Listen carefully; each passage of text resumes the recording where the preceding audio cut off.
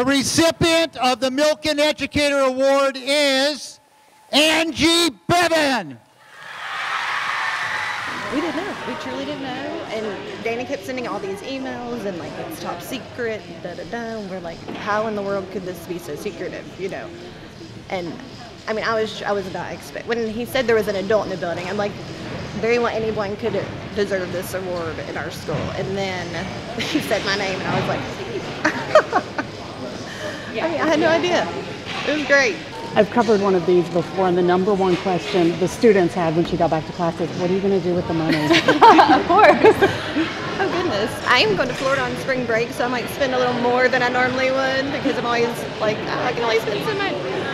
I have no idea. I'm going to buy the class something because they're going to be wondering. So we're going to have a pizza party or ice cream party, whatever they want to do, because they helped me get this award.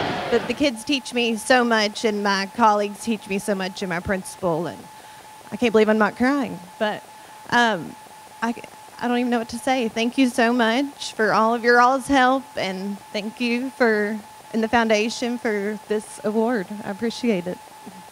Congratulations.